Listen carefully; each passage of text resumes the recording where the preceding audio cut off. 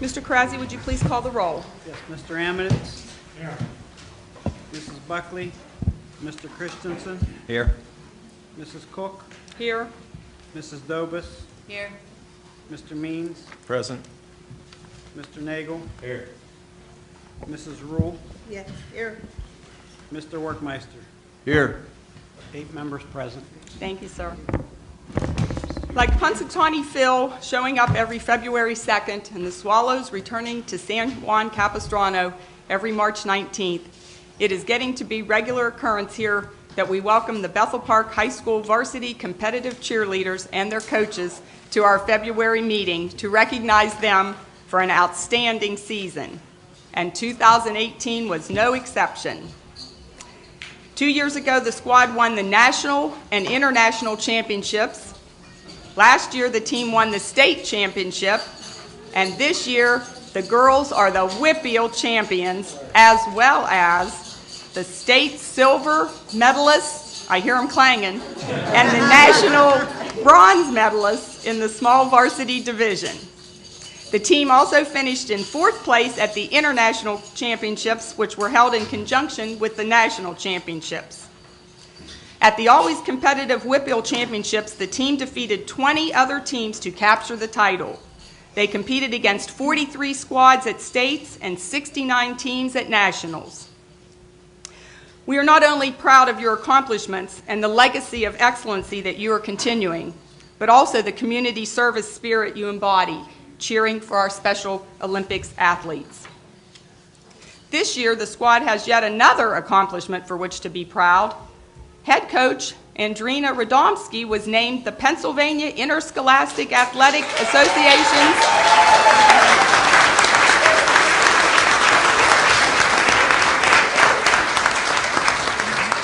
2018 Cheerleading Coach of the Year at the state championships. Congratulations, Coach Radomski.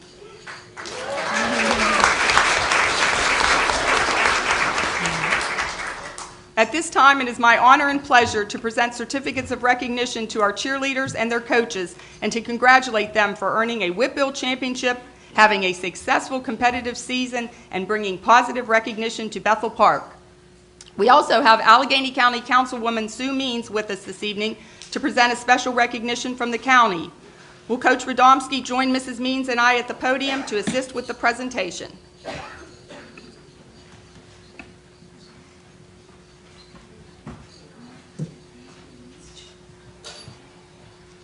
Nice to see you again. Congratulations. Well, today is a day to celebrate, to give thanks, and to think that you didn't get here by yourself. You did it as a team, and you need to also think about the team at home, your mom, your dad, your coach, your grandparents, all those people that helped you along the way, even your chiropractor, the doctor, the orthopedic surgeon. There's so many people to thank, and I'm just so proud of you because once again, Bethel Park has proved that Allegheny County is the county of champions. Yay!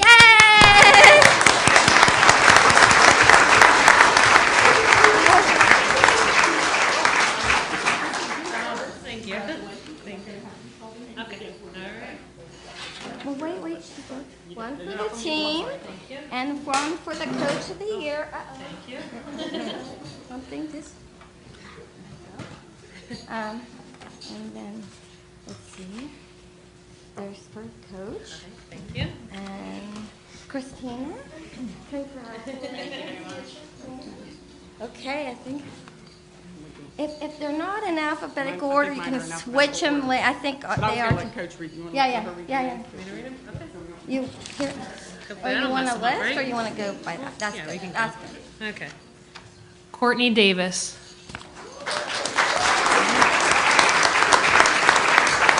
Riley Evans.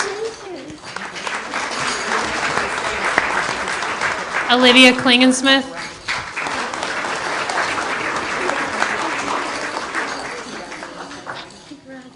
Ashlyn Lutton.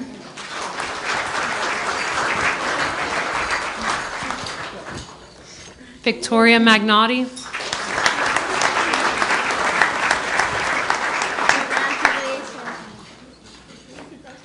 Chelsea Mariani.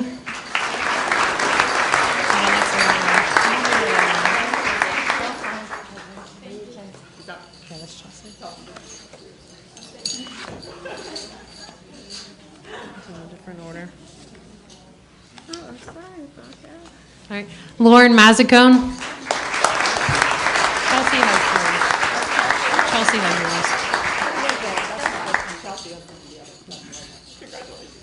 Gabrielle Miller.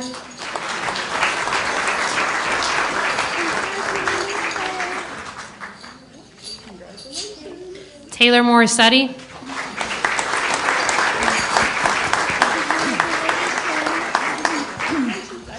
Madison Ottaviano. Is that right?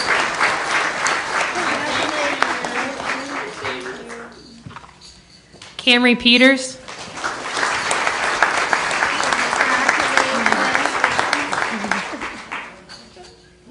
Kelly Sheltman.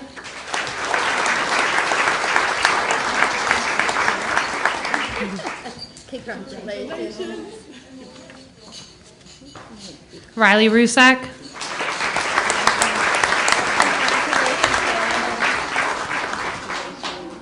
Haley Vincent.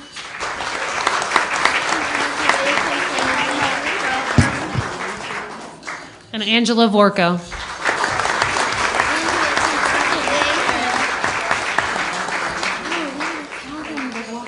They're going to be on ESPN. They are. Can you make that? If you want to say anything, before I get up there. We just wanted to take a quick minute to thank everybody for all their support throughout the year. These girls work very, very hard, practicing 3 to 4 times a week. They take CrossFit classes once or twice a week. They also do tumbling, so they're pretty busy. They keep up with their academics, and we just want to thank Bethel Park for supporting them all these years and allowing them to be able to have the program that they have. So, thank you.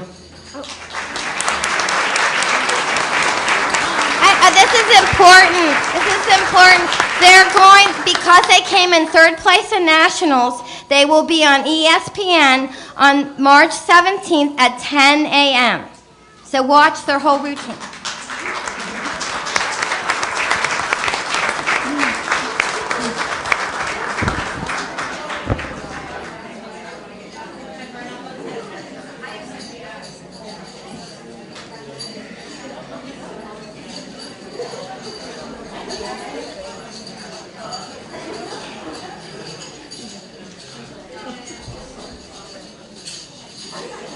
Thanks again. Take care.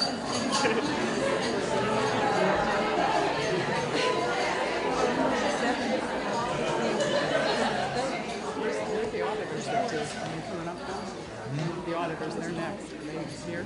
They were standing out there, I think. Okay. Come in, you want them, Yeah, they're up next. Mr. You want Perazzi? to get the auditors? They're up next. Thanks.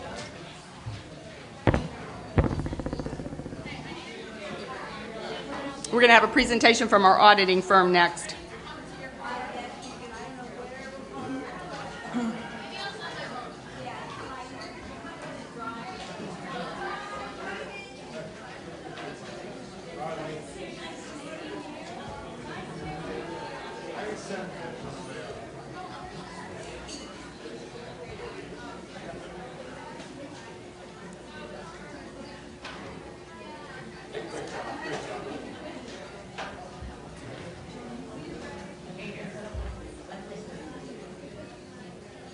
The microphone is yours, gentlemen.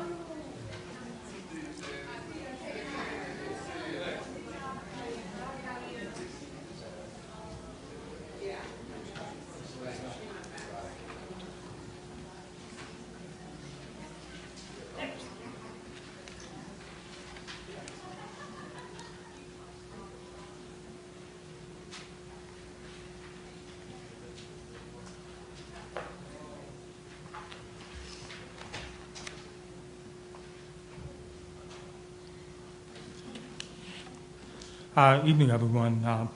I'm Steve Cipher, partner of Cipher and Cipher with the auditors for the district. The board's asked us here tonight to go over a few things with you. Our presentation is on the board.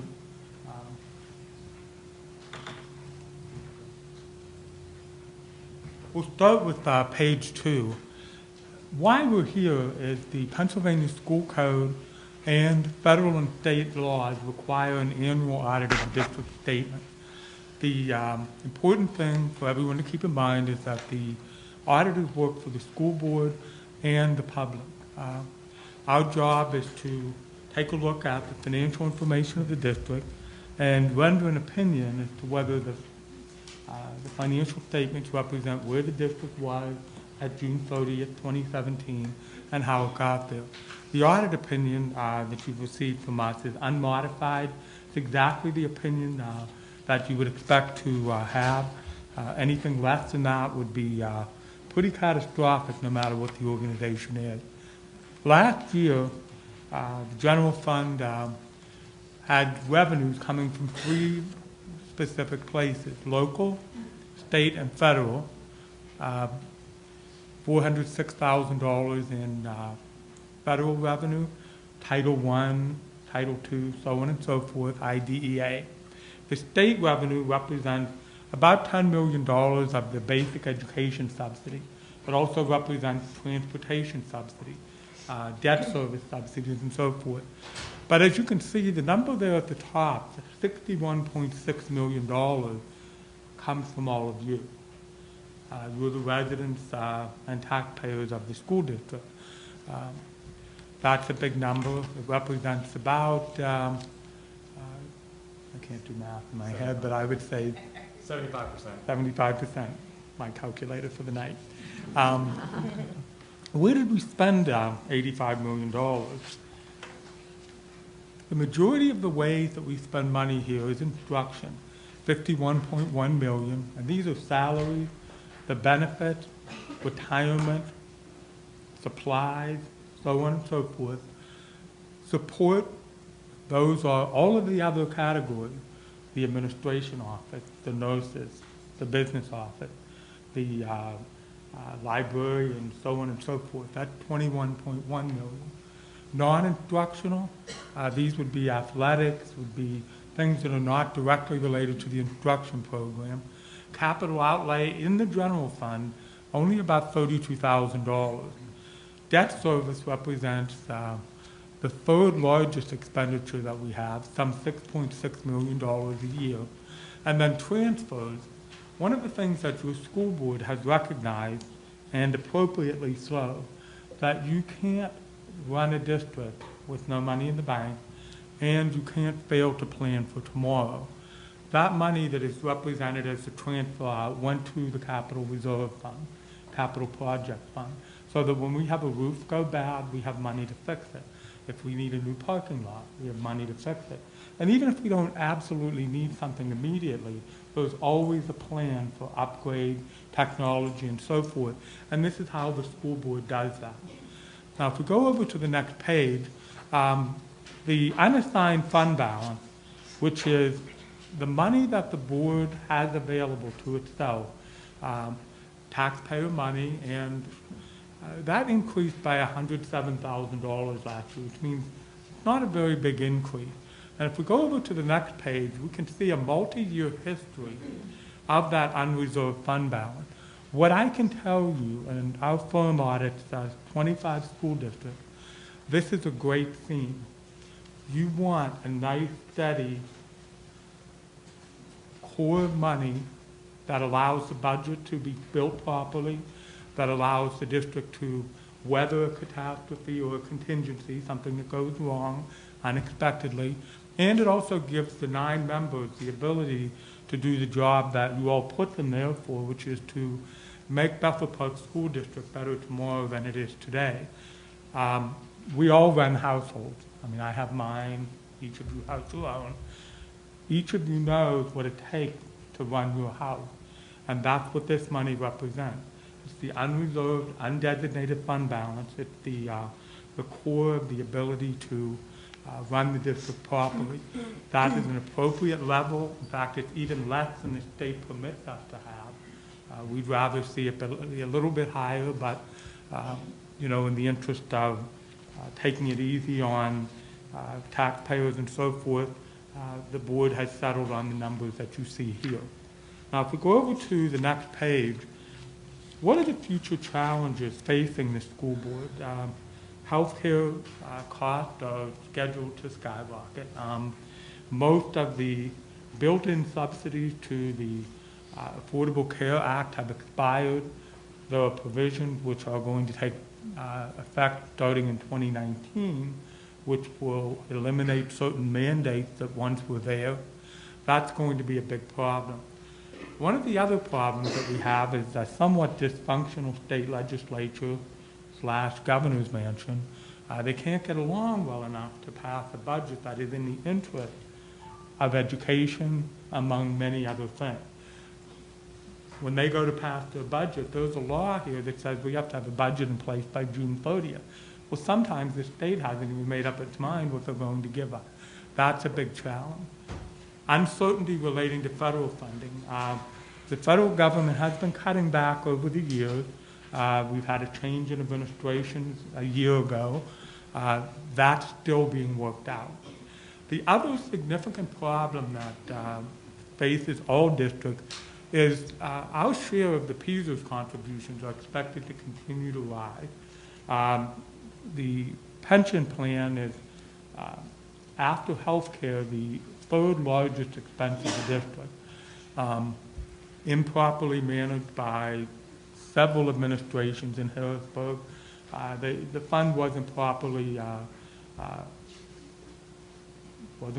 funded, coupled out with a stock market crash and so forth. And what we've seen is what we'll look at on the next page. Well, we'll pause on that. We'll come back to retirement costs. These are the monies set aside for construction, some $7.3 million. This represents money available for renovation and unforeseen issues.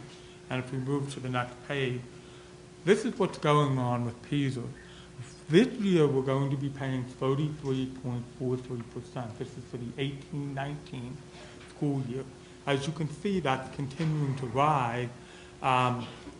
Hopefully, a couple good years of the stock market and some conservatism in Harrisburg will enable us, meaning all districts, and particularly Bethel Park, to weather this storm. The very last thing that we would say to the board, you're being fiscally conservative. You're putting the money aside for the obligations you know you have. We've got promises in our contract for health care. We have money set aside for that. We have this scenario looming. We have money set aside for that. It's tough to do this. And I will say that Bethel Park, in the scheme of all of our clients, is very well positioned. Is the crisis over for school districts in Pennsylvania? No, not by a long shot. And it can turn on a dime, which means we need to be very, very careful here. If anybody has questions, I'll be happy to answer them, but thank you all very much. Thank you. Does anyone have any questions? Thank you very much. I need a motion to adopt the agenda for business items. So move. Second. All in favor say aye. Aye. Opposed? That carries 8-0. I need a motion to approve the minutes of the regular meeting of January 23rd, 2018. Second. I need a motion first. Oh, motion. Second. Okay, thank you. All in favor say aye. Aye. All opposed? That carries 8-0.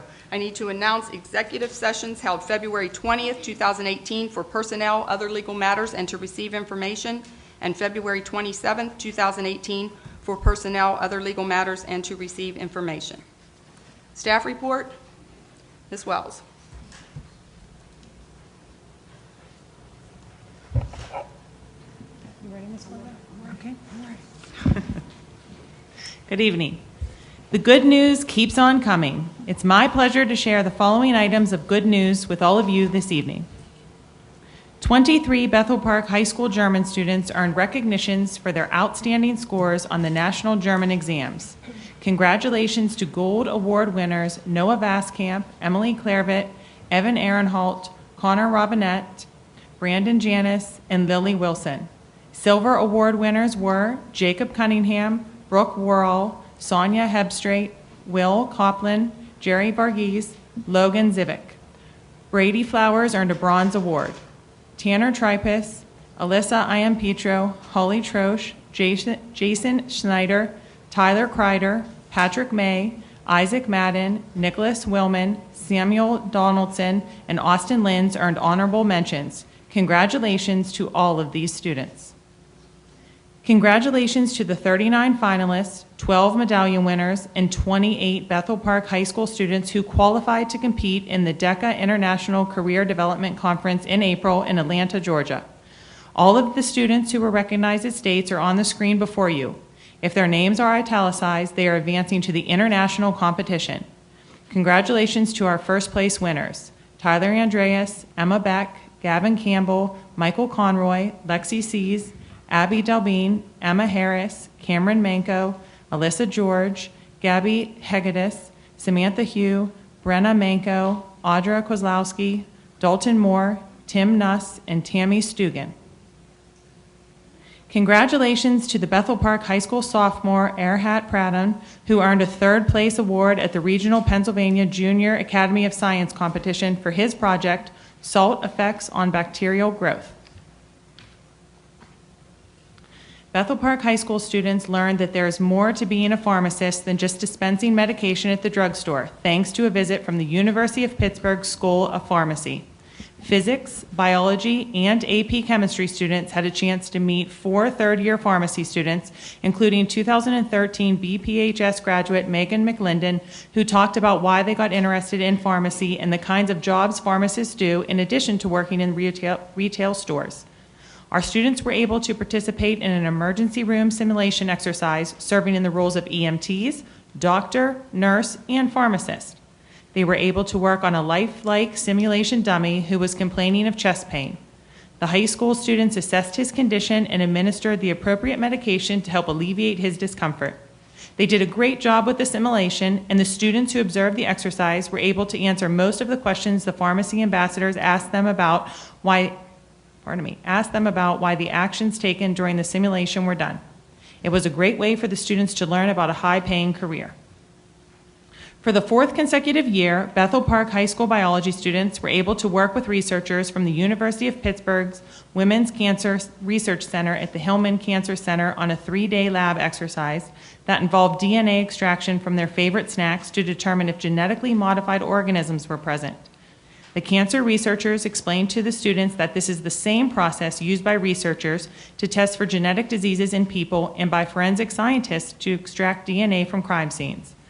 This experience was made possible by BPHS science teacher Barbara Eisel, who established the relationship with the University of Pittsburgh to bring this cutting-edge technology into the classroom. Several Bethel Park High School students placed at the recent Skills USA local competition, which involves students who attend local career and technical schools competing against one another on a variety of projects to highlight what they've learned in their VOTEC programs. Steele Center student Rachel Yanian earned first place and will advance to the Skills USA state event, which will be held in Hershey in April. Also placing among the top 4 in their events from Steele Center were Haley Richard, second place, Cameron McGill, third place, and Delaney Gregorius, fourth place.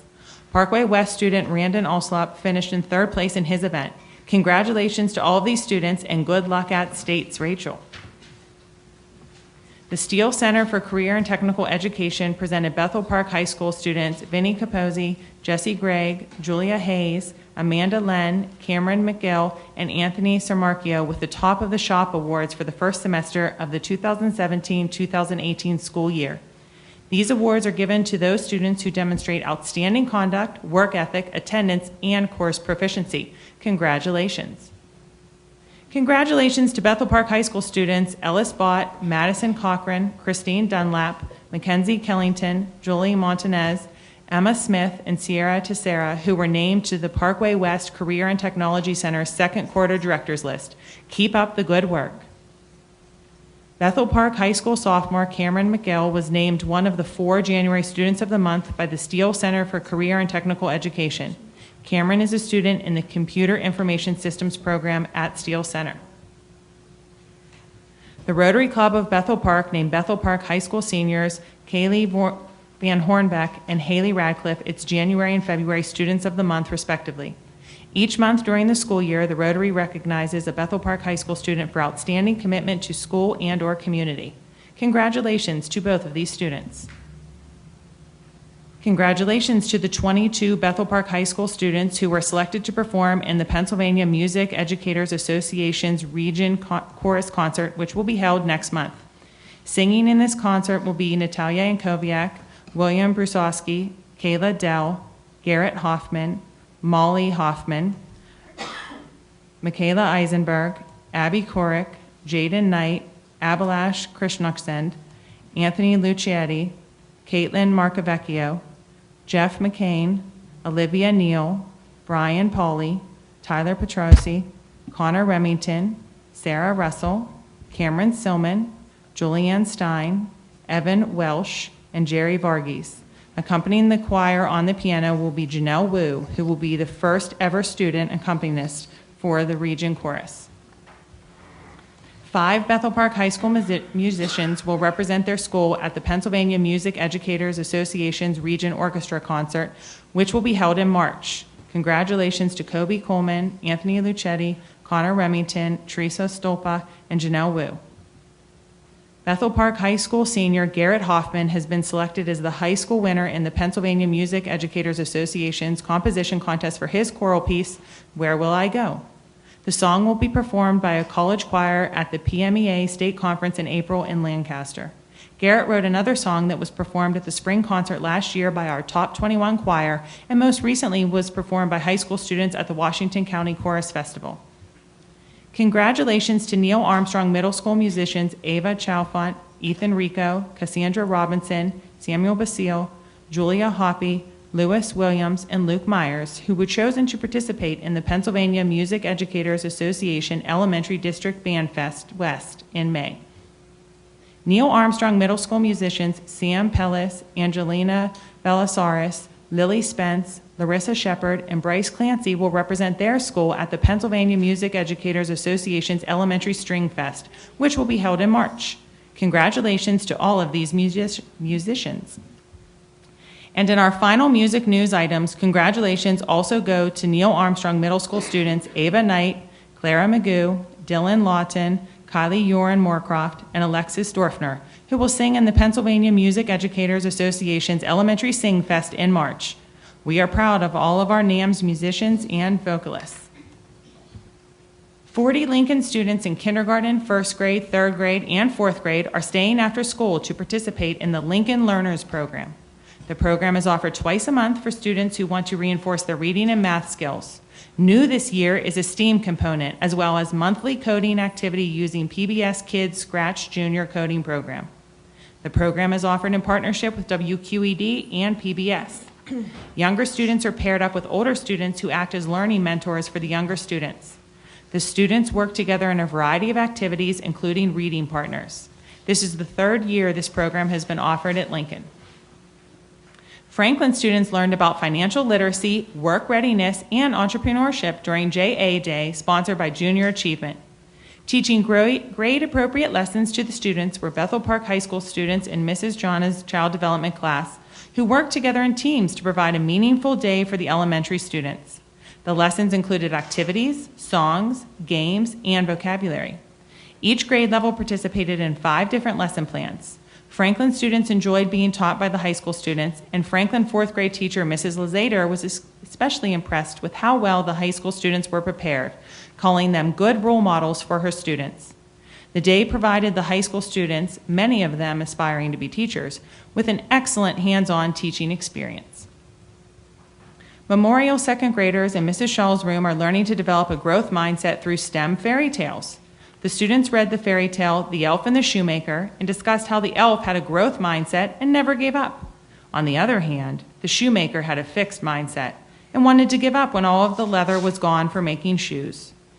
One of the activities connected with the story had the students working in groups of 3 to make shoes using only a limited list of materials, including felt, foil, cardboard, construction paper, masking tape, popsicle sticks, rubber bands, pipe cleaners, and straws. They sketched out their ideas before assembling, and along the way, they made adjustments to ensure success. Mrs. Shaw was impressed that the groups created completely different shoes, and they all worked. Congratulations to Bethel Park High School marketing teacher Emily Smoller, who was named Pennsylvania DECA Advisor of the Year at DECA State Conference in Hershey. As you know, Mrs. Smoller's students always perform well at DECA local, state, and national competitions, and her students are always active in DECA organizations. She's extremely hardworking and dedicated to making sure her students are well prepared for their DECA competitions, and we are proud that she is receiving this well-deserved recognition. The Bethel Park High School Great Alumni Hall of Fame recently welcomed 6 new members into the hall. Congratulations to Robert Computer Bob Emmelkamp, Greg Kierstein, Jeffrey Klink, John Metz Sr., and Krista Thompson. Honorees are selected because they significantly improved the lives of others, contributed significant volunteer or community service, or achieved significant advancement in their professional field.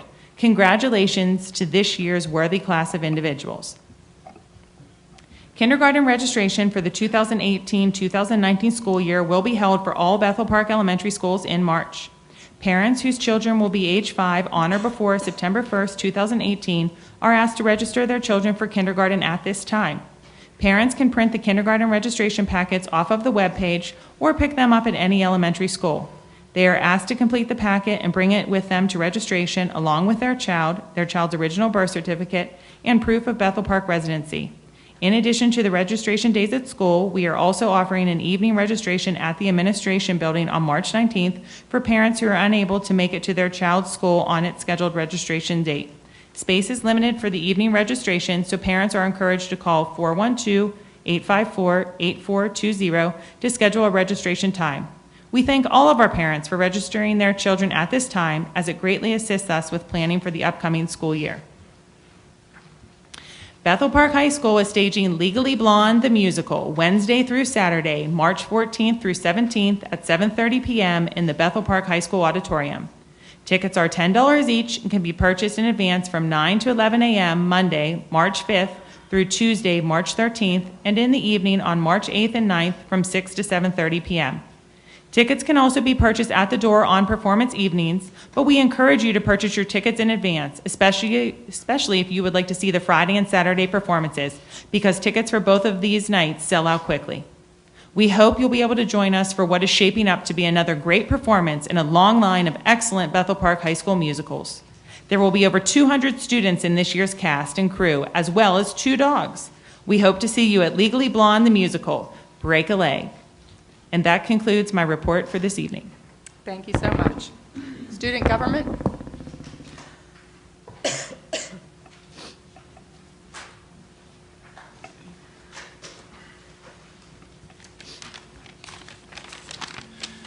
Good evening, ladies and gentlemen of the board and audience. I'm here for the recent news for student government this past month. As you know, Wish Week happened at the high school, where student government granted wishes for students and staff alike to try and boost morale during this dead of winter time period and all, which I'd say went well for students and staff. And a big part of Wish Week was our annual Counting for Coins charity fundraiser. The student government decided to put the proceeds towards the Pittsburgh project, those proceeds being $1,097.77. Future endeavors, as of now, student government is currently working with the Principal's Advisory Council for Students in order to come up with a way to avoid a potential walkout on March 14th and or April 20th. Thank you much. Thank you so much. PTA, PTO Council?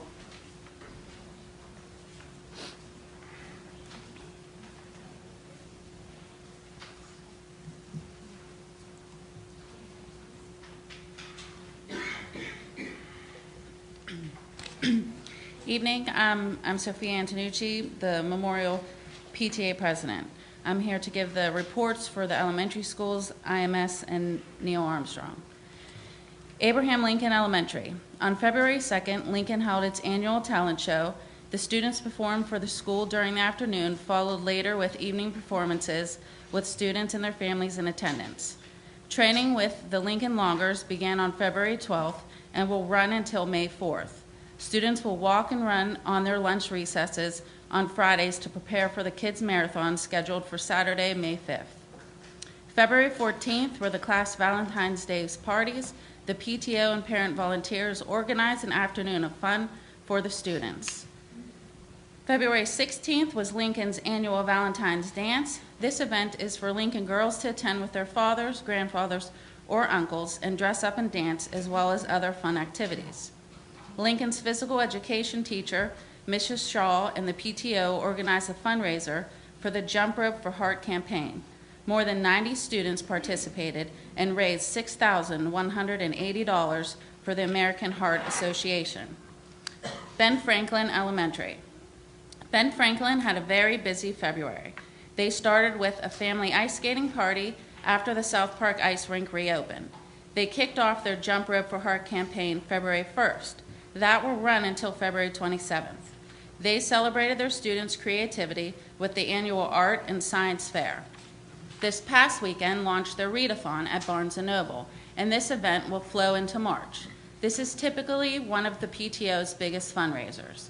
Looking ahead, as they have Reading with the Stars scheduled to start March 2nd. George Washington Elementary. George Washington Elementary had a very busy February. The students had an awesome time at their Valentine's Day parties. To celebrate George Washington Day, the George Washington PTO gave a 2017 U.S. Mint quarter to each student as a keepsake. The students also raised almost $3,500 for the American Heart Association and participated in the Jump Rope for Heart on February 22nd. They also began working on their science experiments for the Art and Science Fair scheduled for March 9th, as well as their acts for the talent show scheduled for April. The spring fundraisers for Sarah's Candies and Chestnut Hill Candles were very successful, and they are still patiently waiting for better weather to start the installation of the new playground. Looking ahead to the beginning of March, the school will hold its spring book fair from March 5th to the March 9th, and on March 8th, the students will enjoy the Arriba Arriba, the Roberto Clemente story, musical assembly from the Pittsburgh CLO. Memorial Elementary. On February 5th, 2018, our readathon ended. Our profit was close to $3,000. Student store was held on February 9th and will be held on March 9th, and the students have fun purchasing pencils, erasers, etc. on their own. All proceeds go to the 4th grade activity fund. The 4th graders this month on February 23rd had a swim party that was sponsored by the PTA. The Science and Art Expo was actually held this evening from 6 to 7:30, and it's a fun evening for the kids to see all the different science and art projects. We had over 70 students that participated this evening. Looking ahead to March, we have kindergarten orientation on the 13th, spring pictures on the 23rd, and our talent show will be held on the evening of March 23rd. William Penn Elementary. William Penn held their annual science and art fair. Students enjoyed showing off their science projects and artwork to their families and classmates. The 4th grade students attended a bowling party as part of their 4th grade activities. Their 10th annual calendar party will be held on March 3rd. This is William Penn's largest fundraiser. There are great prizes and baskets that are raffled off, and it's catered by Pasta 2. Their book fair will be held the week of March 5th. They are beginning to make plans for their annual ice cream and social dance, which will be held in April. Neil Armstrong Middle School. Neil Armstrong PTO is having a readathon happening now until March 9th. The PTO will be hosting the 20th annual Battle of the Books this Friday. The PTO funded a presentation by Ryan Klingensmith on social media and youth tech trends to be held on Thursday, March 8th from 6:30 to 8:30 p.m. in the auditorium. This will be a parents-only night. Students will not be allowed to attend. There is also a family skate night at Mount Lebanon Ice Skating Rink on March 10th and Cosmic Bingo on March 23rd. Independence Middle School. Both gold and bold nights went great. Thank you to all who donated and volunteered to make these nights such a wonderful evening for IMS kids. And that concludes mine. Thank you so much. Always a lot of great activities going on. Solicitors report. Nothing, thank you. Any committee reports? Mrs. Rule, do you have anything from the IU or anything you can share? I would say that the Steele Center, we attended a dinner last month, and our students actually made us a dinner because it was CTE month. And the Bethel Park student was from the culinary program, so that was real exciting to watch her perform her wonderful thing in creating a dinner. The other thing is that under AIU, we have finished our search for an AIU director, so we're all done with that, and I'll be bringing you more about that next month. It's been a long search, interviewed 18 superintendents. It was not easy, but it was a very interesting experience for me to find out what 18 other superintendents think and other issues. The other thing is that I want to say that they're also, Shasta will be having their conference this Thursday. We will be having a arts creative type vendor fair that they're inviting people to right over at the Upper St. Clair High School. So we will have all of the schools that belong to Shasta. We'll have students there with booths. So give an opportunity. That'll be nice. And that starts at, that'd be about 5:30, I believe, that particular session. And that is it, except for Bunny Brunch. Remember Bunny Brunch. Mark that on your calendar, and I believe that is March, let's get the date of that. All of a sudden it slipped my mind.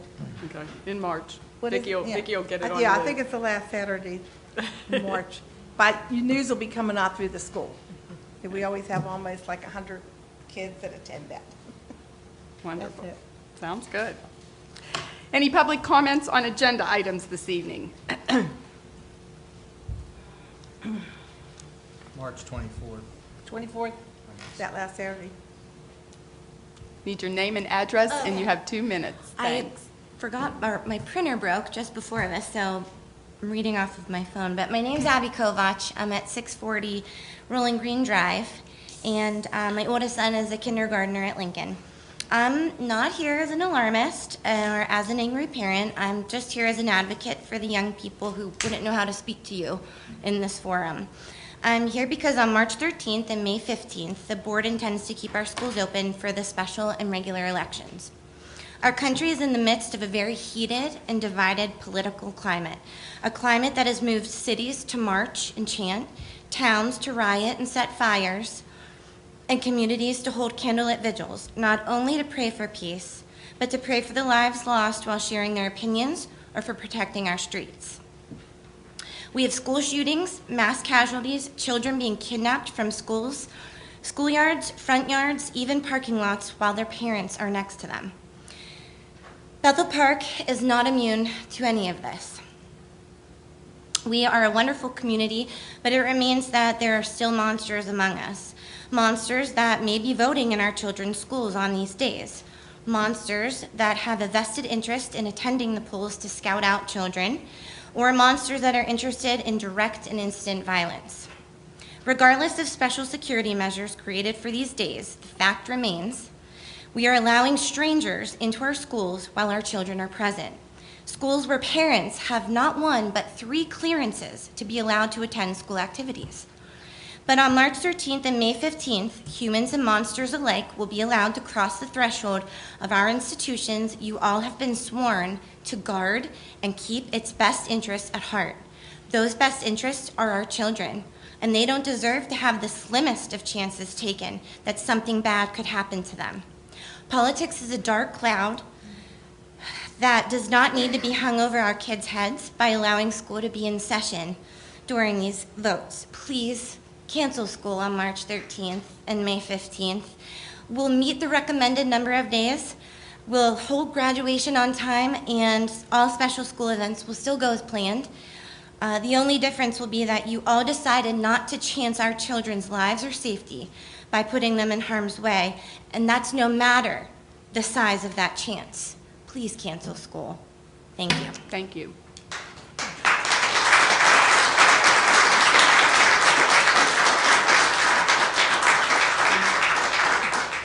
Anyone else? Okay, we're going to move into our business items. And First up is Curriculum Committee, and Mrs. Buckley is absent this evening, so I'm going to ask Mr. Amiditz, will you take that Curriculum Committee? And I would ask that you hold out item 4 when you make your motions. Okay, well, item 4 has already been asked to be held out. Would anybody want any of the other 3 items to be held out? Hearing none, I move items 1 through 3. Item 1 being the Pennsylvania State High School Speech and Debate League Tournament at Bloomsburg University from March 15th through the 17th.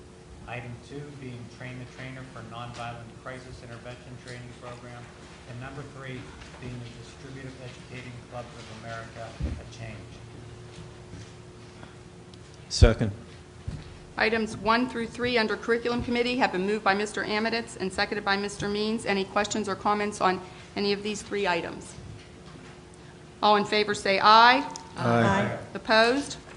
Those items carry 8-0. Mr. Amiditz. We have one other item left, and before we can discuss it, I move item number 4, 2017-18, change in school calendar. Second. Item number 4 has been moved by Mr. Amiditz and seconded by Mr. Means. And I would ask Dr. Pasquarello, would you please review what your recommendations were regarding the school calendar? Yes, thank you, Mrs. Cook.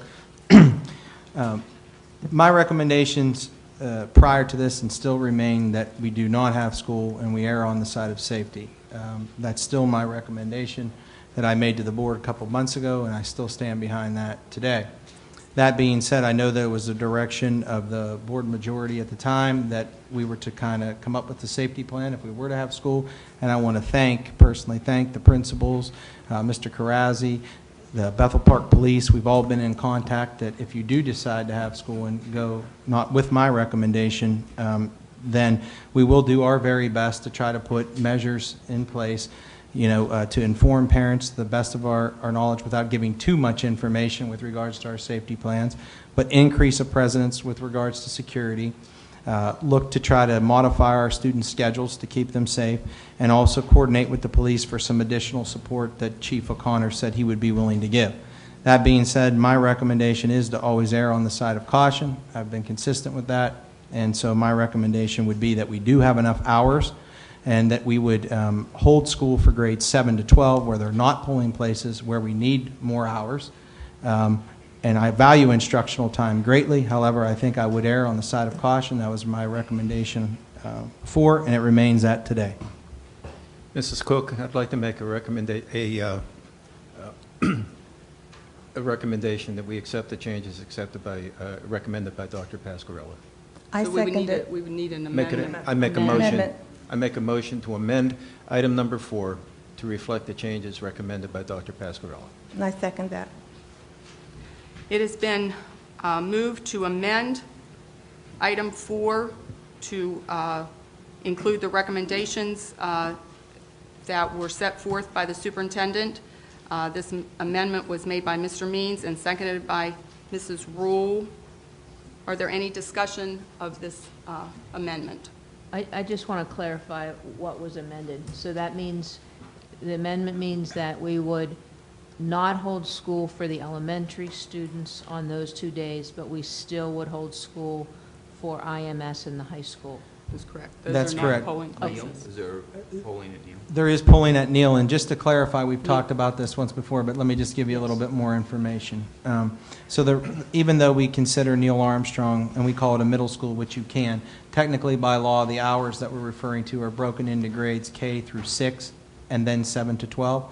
So you need more hours for the 7 to 12 grades than you would need for the K to 6. So being that a majority of our buildings K to 6 are polling places, we would turn that into in-service Act 80 days, which would allow us to meet the requirements for the days. We would need to get those approved by the state, but usually they are pretty willing to do so. So to be clear, the change would be that we would have students in grades 7 to 12 in school, because there's not polling places, but all elementaries and Neal Armstrong would not have school on those days. That would be my recommendation, but staff would report to gain a student day through Act 80 as provisioned by PDE. And there's no change then to the calendar that's being proposed in the agenda, the actual days off? The change, there would be a change. For the elementary, but nothing for 7 through 12? That's right. So the calendar that was listed would have a change to reflect what I just said, but no, 7 to 12 would remain. So, yes, but I'm asking the solicitor. Well, right now, you are just voting on whether or not you want to amend the motion. So if you vote yes, you would be amending the motion. If you vote no, then you would not be amending the motion, it would be Go back to the original. original motion that's in the book. Okay, thank you.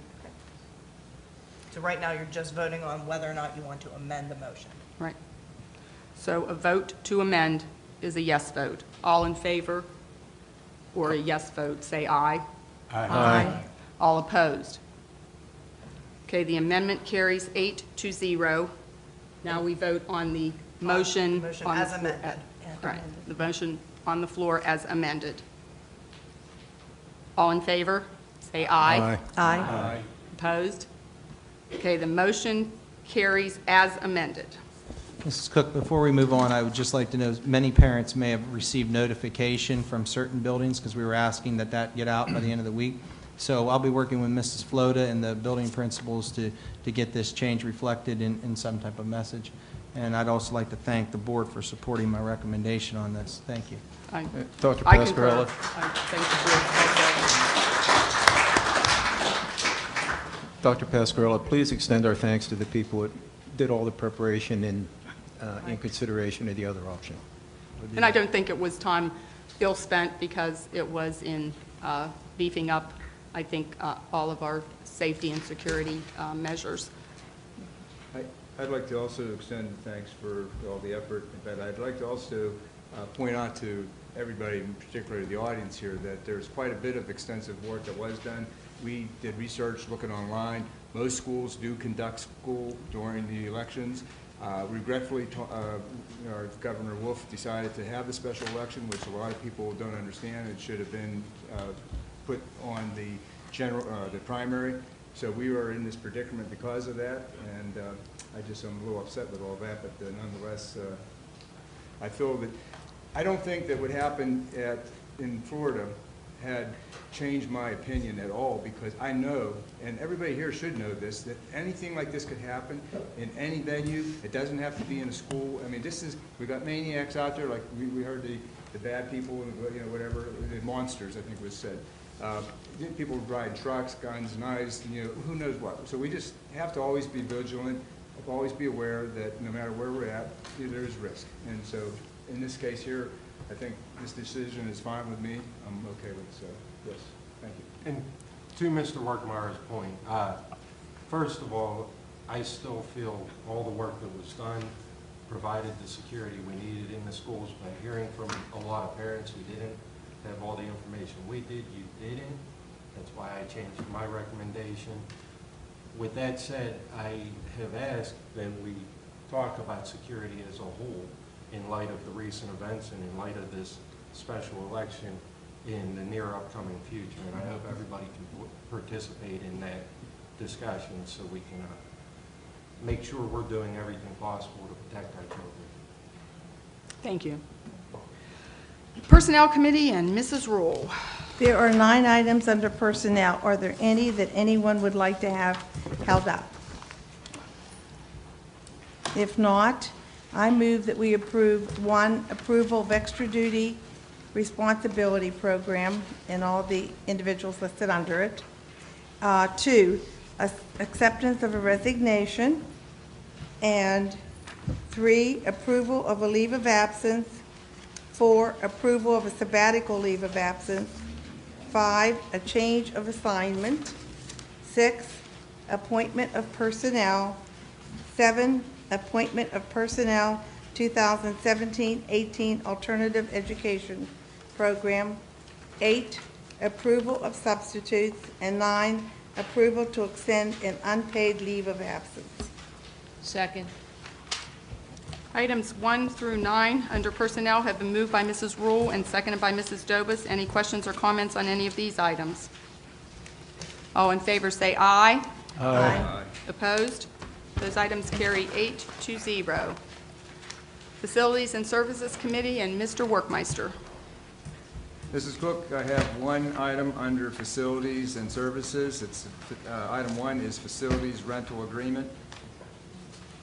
Can we have a motion on that? You're making the motion. I'd like to have a motion. I'm sorry, Yeah, you're making the motion. I need a sorry. second then. Second. Can we have a second on it? Item 1 under Facilities and Services has been moved by Mr. Workmeister and seconded by Mr. Means. Any questions or comments on this item? All in favor say aye. Aye. Opposed? That item carries 8-0. Finance Committee and Mr. Amidits. We have 9 items under the Finance Committee as well, and anybody want anything held out for further discussion? Hearing none, I move items 1 through 9, number 1 being February 2018 salaries and bills, number 2 being the January 2018 financial report, number 3 is budgetary transfer, number 4, acceptance of the audit report for the year ending June 30th, 2017, number 5 being high school musical construction costs, number 6 being approval of student service contract, number 7, Allegheny Intermediary Unit Program of Service budget, number 8, life insurance, number 9, long-term disability. Second.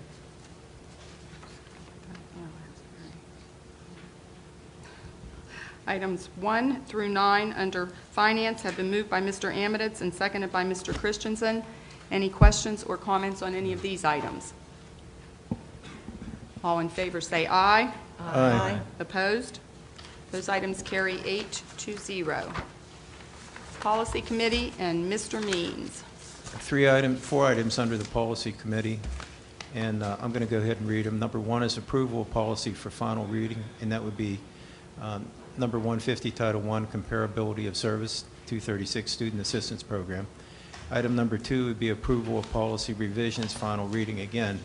That would be number 103, Non-Discrimination in School and Classroom Practices, 103.1, Non-Discrimination, Qualified Students with Disabilities, 104, Non-Discrimination in Employment Services, number 707, Use of School Facilities, number 18, Suicide Awareness, Prevention and Response.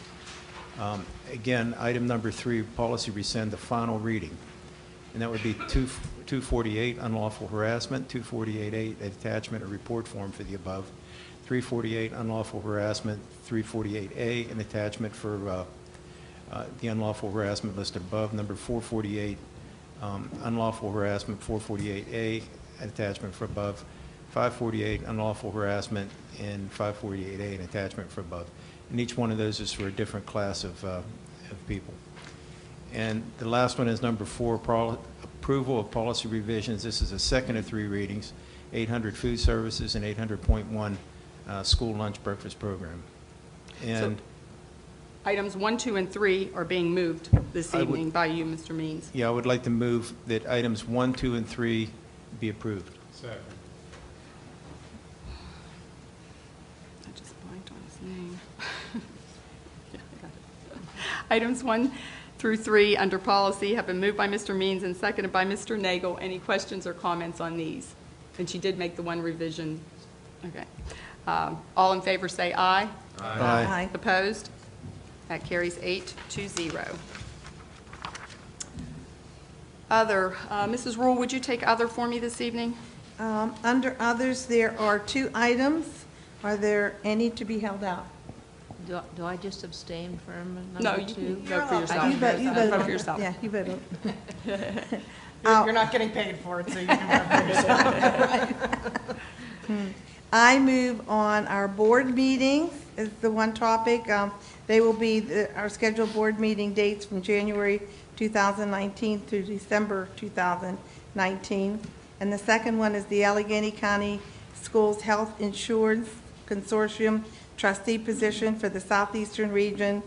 The Board of Directors nominates Pamela Dobis as trustee of the Southeastern Region for the Allegheny County Schools Health Insurance Consortium for a 2-year period effective April 30th, 2018.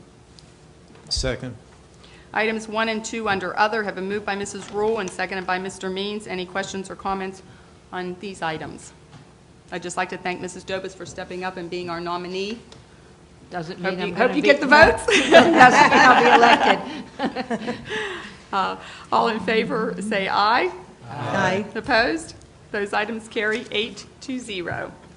We are now to the portion of public comments on anything you wish to address the board on. You would have 2 minutes at the microphone. Name and address, please.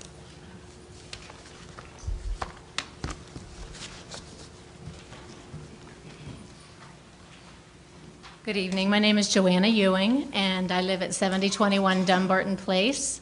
And I have 3 sons who graduated from Bethel Park High School and now an 8th grader at IMS.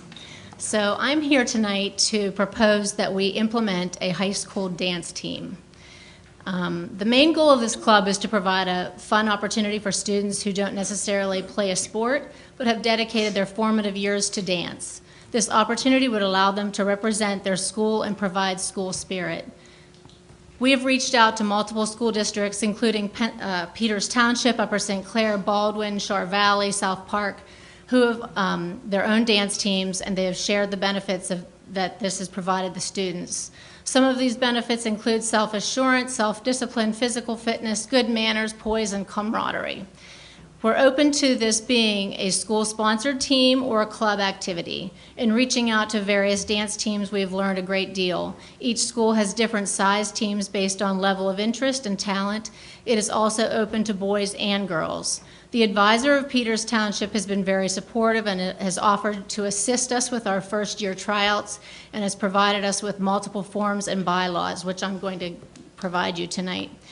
She has even offered to choreograph the routine for tryouts and to provide judges free of charge for our first year. We have a Bethel Park alumnus with extensive dance experience who's on the Pitt dance team currently, who's willing and interested in coaching our dance team. Our goal for the first year would be to attend a dance camp in July at the Great Wolf Lodge and compete in at least 2 competitions. We would also like to have the opportunity to perform at a pep rally, community day, or other sporting event. We would have high expectations of our dancers and would expect them to maintain a certain grade point average and would expect them to adhere to a code of conduct established and recorded in our bylaws. Once we obtain approval to move forward, we would hold a parent meeting so that we could share information pertaining to cost and time commitment. We plan to have boosters program that would allow the dancers to raise funds for their competition fees, camp fees, and costumes. Once again, Peters Township Advisor has offered to attend our initial parent-dancer meeting to help us launch our team. It is our hope that this proposal would be approved. Thank you. Thank you. And I think you just need to get everything to us in writing. I think that needs to go through administration, if you have your bylaws and Yes. what you just proposed there in a written proposal. Should I just email that to you, or I have some copies of that with me now, but it's up Well, to you. if you can get that to the superintendent's office, and then we can begin to kind of look at and formulate questions and those kinds of things. Okay. Thank you.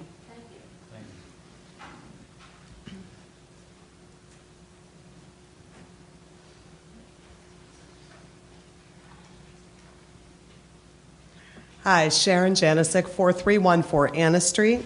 I'm here tonight in support of our paraprofessionals and our health service nurses, as are many people who are here in the room tonight. And I'm sure someone will say it more eloquently than I will, but they are some of the finest people in our district. They dedicate themselves and their time to our children who need assistance, and they go out of their way to get to know our kids and to help them grow and learn. They know which ones are hungry and which ones are sad and which ones just need somebody to believe in them. And they go out there and they do that. And I think you know my position that we need more of them. I don't want to see the parents of our special needs children. Fortunately, we all work together, but I don't want to see them having to fight each other for a para because both their kids need that para. Our paras are so important to the success of our children, the success of our schools, the success of all of our teachers. Our nurses look after each and every one kid. You're not just handing out Band-Aids and giving them a pat on the head, and paras are not just babysitters. They're all professionals. And I just want to express how much they mean to me and to our district. So thank you for everything you guys do. Thank you.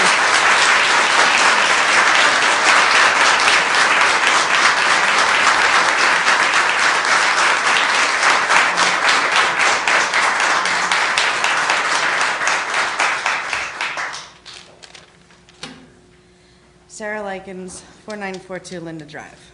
Good evening. I am speaking tonight because I have a voice. However, I am doubtful you will actually listen, as you seem to feel we are a nuisance. As a resident, I am concerned for all of Bethel Park. I am used to being the loudest voice fighting, so hopefully you will actually listen. You are indeed unpaid elected persons who ran for the chair you sit in, and as you are obligated to listen to the public who elected you there. As an elected official, it is your job to question and investigate what we are bringing before you, for you have the power to vote yea or nay, the power to question, the power to make changes based on what the public is pleading for. Dr. P., you insult and devalue your employees who silently battle on the front lines with your contract regarding Paris. We are blessed to have a staff who worked for 2 years without a contract, withheld wages. And with this disparaging act, you show how well you can look in the mirror and be satisfied. Let me ask you this. How well would you function and do your job if I took away your secretary and then at lunchtime gave you another secretary and did that to you all week? All members of the board, how would you function? My son's job is to go to school, and you want to change his paras throughout the day. This is not the first contract I have seen from BPSC that belittles its less than employees. Once you devalue your employees, they feel cheapened and they will seek employment elsewhere with those that will value them. They will lose heart and love for the jobs, and then you get undereducated, less than caring for, cheaper persons to replace them with. This affects all children in Bethel Park. In the wise words of my 7-year-old, that's mean. How would they feel if their bosses did that to them? I love Mrs. K. She helps me when I need it and helps Mrs. Knapp. What about Cole? He doesn't do good with change. So elected members, how would you feel? Or is it that you only constantly worry about not raising taxes? I suppose it's keep kids first, but only if it doesn't affect the bottom line. And thank you for all you do for my son.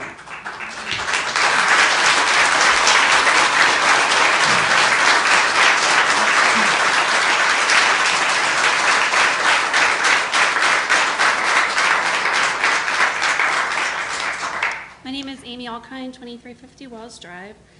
I don't have anything prepared to say. I'm so happy to see all of these people here tonight. My son receives para services. He's received them the entire time that we lived in Bethel since 2010. And he needs them. He has had excellent paras who I am incredibly, I couldn't be more grateful for the paras that he's had. And if you've never had to experience needing that service with your child or your grandchild or whoever you know in the district, just know that how much they need to be valued.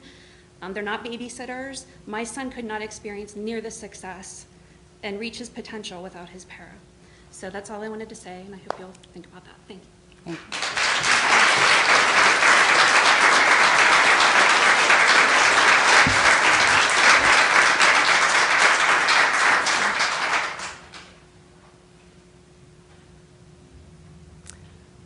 Good.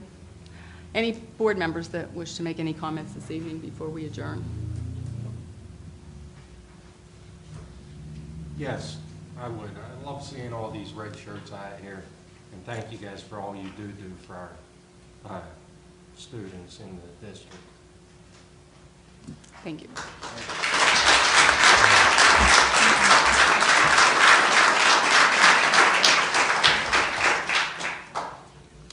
Anyone else wish to make any comments? Mrs. Cook, I feel like I have to say something. Somehow, the idea has been propagated that the school board wants to move paras willy-nilly, and I don't know why we would even want to do that. The intent here was not to somehow juggle people around and not provide kids consistent education. Why are we changing the language? I'm sorry, this is not a question and answer period. Right now, this is the board's opportunity to speak, so we can't have interruptions from the audience. They have the opportunity to speak. Thank you. The only idea by this whole thing was to give us the flexibility to take paras and put them where they're needed to provide the best service for the kids. And in some instances, in order to provide a more consistent assistance from the paras. Thank you. I think, I'm not going to go into too much depth, but I've heard what was stated in some regards today. First of all, we're in negotiations, so when you are negotiating, and I understand many of you have been informed in one way or another of language changes or what you interpret the language change to be. So in any negotiations, whether that was with the teachers, which we were able to settle, or the custodians, which we were able to settle, or now with the paras, who we do value and want to work with, we haven't been able to settle that yet. But we're going to continue to work on it. But one of the concerns that I do have right now is that what I heard is how would you like it, Dr. P, if every day your secretary was moved in and out? That would be an insult, or you don't value people. And I would say that for that very reason, I think that's part of the interpretation problem in the current language that we're trying to work to try to resolve. So there's two ways to be very direct and honest to do that. Probably more than two ways, but I'm going to share two. One would be, and it would be a fair argument that one would make that just says, just hire more folks all the time. That is a fair statement. Another option, though, would be if students move from building A, or part students move from building A to building B, and we don't need as many in building A and we need those services in building B, my argument would be that you don't necessarily have to hire, that you could move somebody. If you followed the current belief or interpretation of the current language, I don't interpret that way, but it's interpreted by the union, which there's a process that you go through when you work through that. There's a grievance procedure, arbitration procedure, where when people don't agree on how the language reads, there's a process, a professional process that we follow to try to get determinations. But in some regards, and I won't speak for them, but I would question and ask you to question or question me at any given point, now that it's going to become more public, to ask if it is the case that what we're asking for, if we wanted to move somebody, would move more or less folks around. In other words, let me give you this example. If we no longer kids moved out of building A and more kids moved into building B, if building A lost this para to building B because this para was the least senior, you may have to move many people.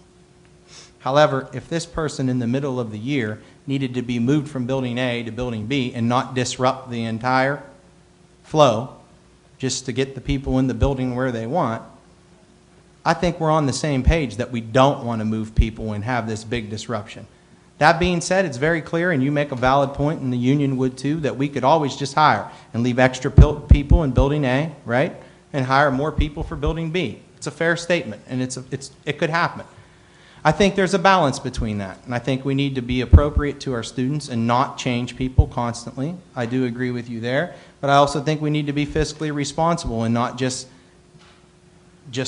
be unwilling to move people. However, if it's in the middle of the year, that's outside of both parties' control. In other words, another student may receive services or need services moving in, and another person might move out. So that's what happens. So would I like it, or is it my goal to change somebody each and every day? No, I wouldn't want to do that. I would not want to do that.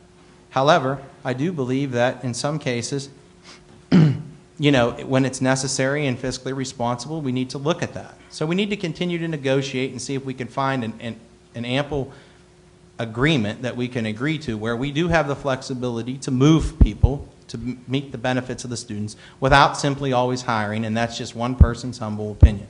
We could just hire for everyone, but I don't think so. I'd like to share one other example.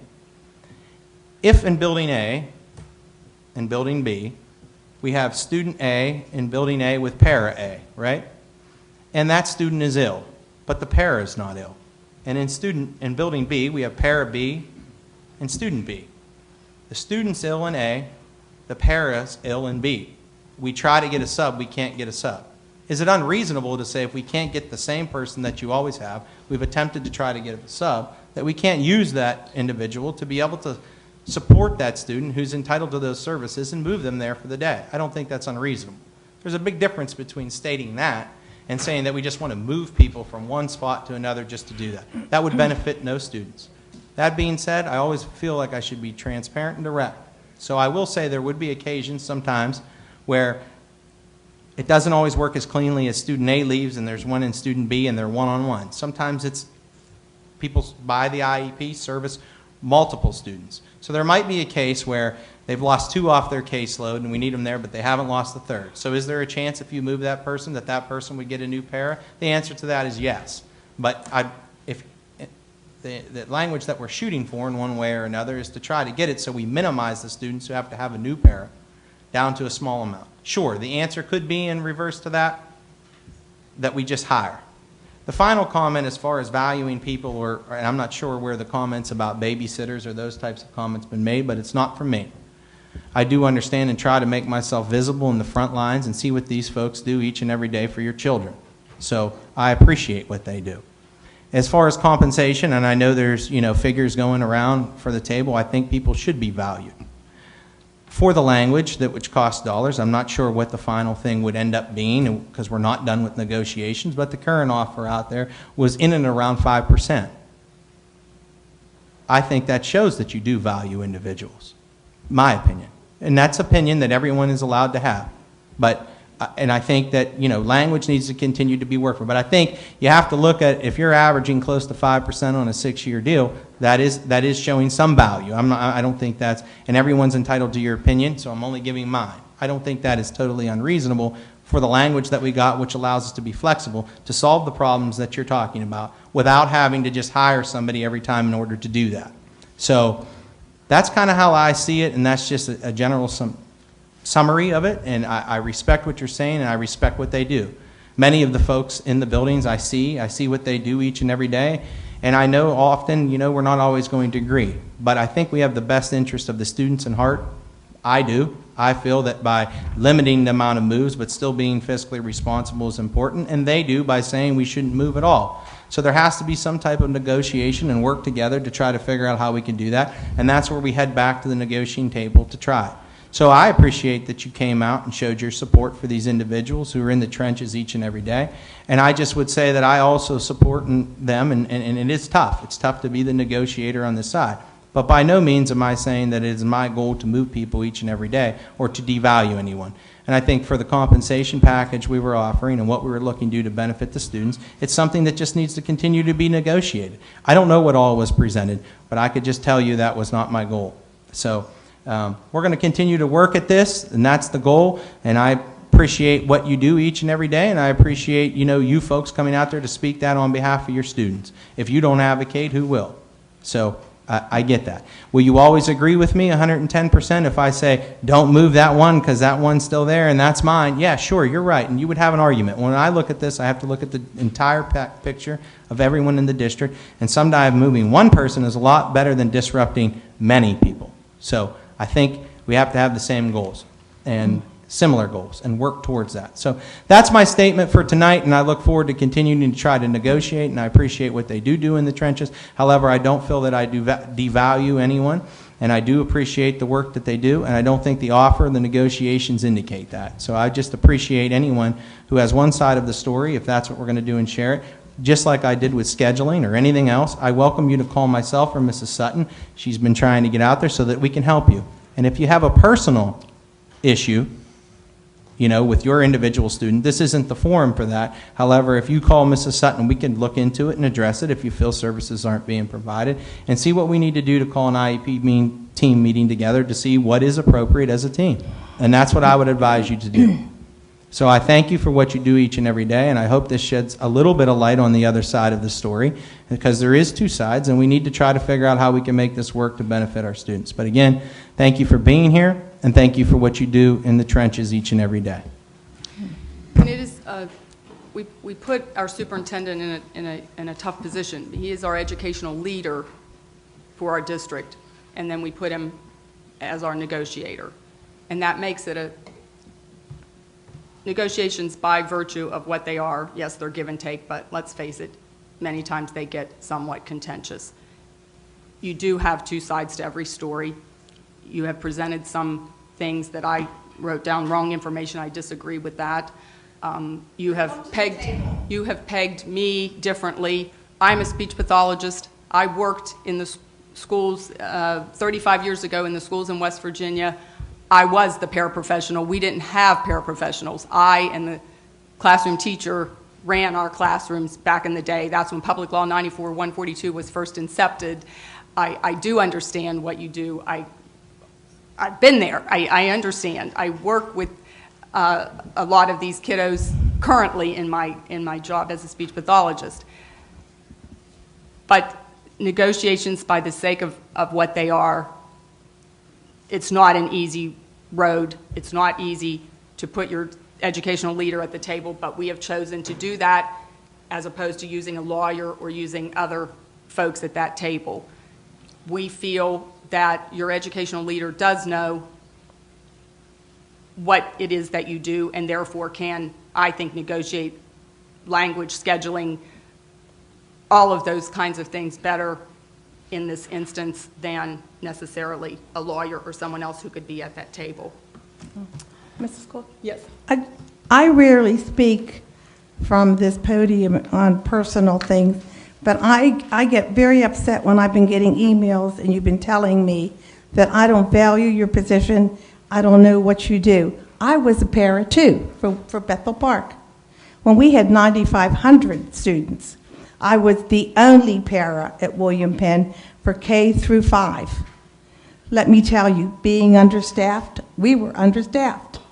But I didn't get, only thing I got was Peasers. I didn't get any benefits, and we were paid hourly. But we have grown and evolved over the years. We've been able to add it to the budget, and the needs have grown, and therefore we've been able to supply more paras. When I go to my other meetings, they can't believe the number of paras we have for the size of our district. That we have more than most of the districts around. But, you know, we are, and that's why we keep getting more students that need that support. I think that's something to be proud of. We definitely value you. We've been in your position. We can always use more help. That's a given. Anyone that works in industry will tell you they can always use more help. You're always short of help, but we're trying with the best we can do for our students. Because I have grandchildren in your program, you support them, I love it, I wouldn't give it up. But you need to understand, we're trying to work with you, we're not against you. And we recognize what value you bring, and I think you need to understand that. And I know you don't want to hear this, but I'll end on one final note. When we heard from our, oh, you have somebody else wants to speak. When we heard from our auditors this evening, the one area we were over budget in was special education by 6%. We spent over what was budgeted in special education for our audit. Mr. Workmeister? Okay, what I'd like to say is first on a positive note that I would like to congratulate all the students and teachers and coaches and all for all the awards that we saw. I won't go over it because of time. But I also would like to go and, because there was a statement made that we, meaning I being part of we, do not value the paras, I would like to go on record to say that I know that emotions can sometimes cloud logical thinking, and I know it was probably not thought out that, you know, somebody's going to speak on my behalf to say I do not value, because we haven't done anything to not value them. I want to say that every para, I look at them as being as valuable as anybody else that's working with our kids. I mean, they have, you know, they have big responsibilities. They work with kids. They have, you know, like we're saying, how much accomplishments they can give. So as far as, for me, speaking on myself, I can't speak on anybody else's, you know, behalf, but I can say that I value paras equally with everybody else. So it's not a true statement, but that's, you know, how, you know, I feel. Thank you. I need a motion to adjourn. So moved. Second. All in favor? Aye. Good night, everyone.